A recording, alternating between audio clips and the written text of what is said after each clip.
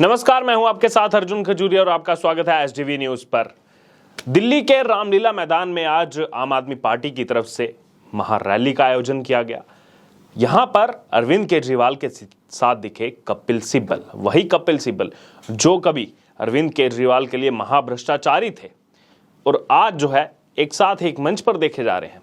ना ही केवल कपिल सिब्बल, इससे पहले भी अगर बात की जाए तो शरद पवार से भी जब वो मिले तब भी लोगों ने सवाल उठाए, तेजस्वी यादव से मिले तब भी लोगों ने सवाल उठाए। आइए आपको विस्तार पूर्वक बताते हैं आज क्या क्या कहा गया। सबसे पहले बताते हैं अरविंद केजरीवाल के बारे में। मुख्यमंत्री दिल्ली के अरविंद केजरीवाल ने रैली में स्पीच दी और केजरीवाल ने पीएम को तानाशाह बताया और यह कहा कि आज हम रामलीला मैदान में तानाशाही वाली सरकार को देश से निकालने के लिए आए हैं।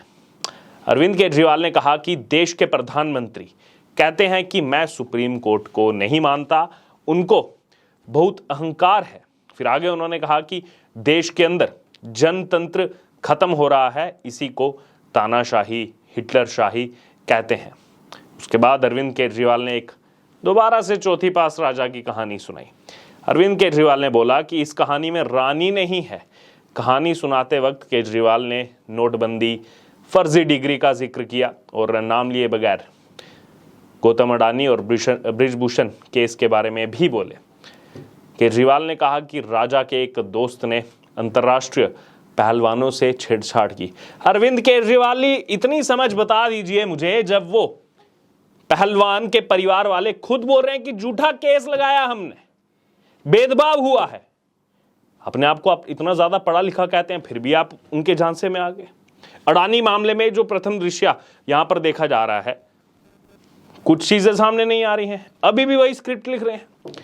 भाषण में केजरीवाल वहां महंगाई का जिक्र कर रहे हैं। केजरीवाल बोल रहे हैं महंगाई बढ़ रही है, पेट्रोल, दूध, सब्जियां महंगी हैं, एलपीजी सिलेंडर की कीमत अब 1000 रुपए से ज्यादा हो गई है।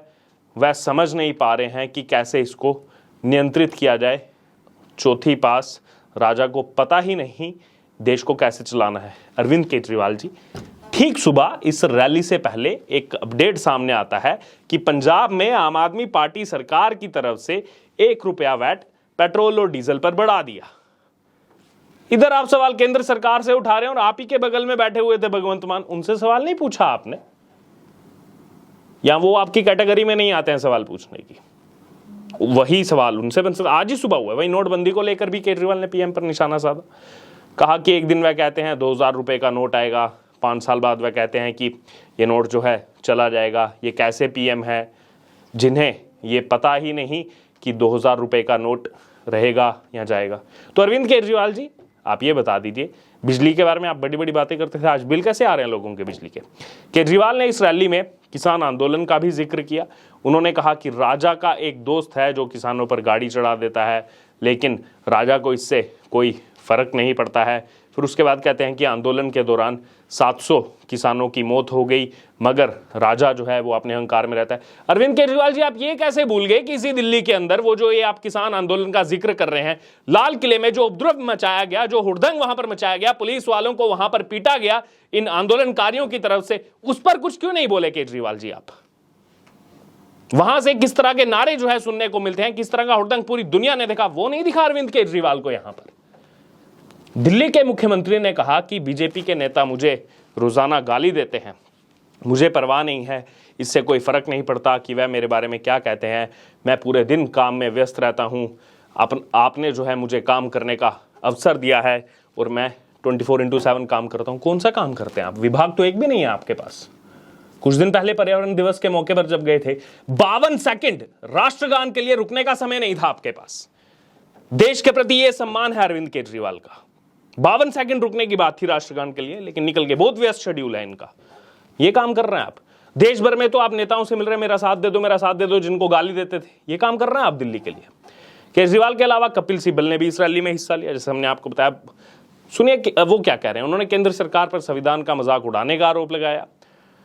कपिल सिब्बल ने कहा कि केंद्र में बैठी सरकार सारे अधिकार ब्यूरोक्रेट्स को देना चाहते हैं, वह दिल्ली के सीएम के पास कोई पावर नहीं रखना चाहते हैं। ये किस तरह का मजाक है? अब देखिए, ये वही कपिल सिब्बल हैं, कभी अलग होते थे, आज साथ में आ रहे हैं सब। वहीं महारैली को संबोधित करते हुए उन्होंने कहा कि देश की जनता को अब केंद्र सरकार जो है पसंद नहीं है। जनता अब तानाशाही के खिलाफ उठ खड़ी हुई है। विपक्षी दलों को केंद्र सरकार की नीतियों के खिलाफ एकजुट होकर लड़ने की जरूरत है। कांग्रेस तो मना कर रही है कपिल सिब्बल जी। कांग्रेस ने तो बोल दिया नहीं, हम तो साथ नहीं देंगे, हमारा ही तो वोट काटती है आम आदमी पार्टी। तो कांग्रेस इस समय सबसे बड़ा विपक्षी दल है।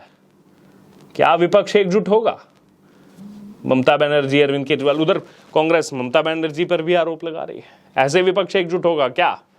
वहीं रामलीला मैदान में हो रही आम आदमी पार्टी की महारैली में कपिल सिब्बल ने कहा कि केंद्र सरकार ने 60 महीने मांगे थे। आज लोकतंत्र और भाईचारा खतरे में है। आज सभी विपक्षी दलों को मिलकर मोदी जी का सामना करना होगा।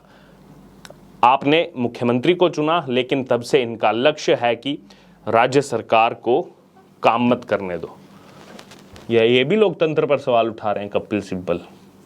कर्नाटक में क्या हुआ? अभी किसकी सरकार बनी? लोकतंत्र अगर नहीं था तो कैसे बनती कांग्रेस की सरकार? ठीकरा फोड़ना शुरू कर दिया था बीजेपी पर। ये जिसकी रैली में गए थे आम आदमी पार्टी, वो भी सवाल उठाते थे ईवीएम पर। क्या हुआ पंजाब में?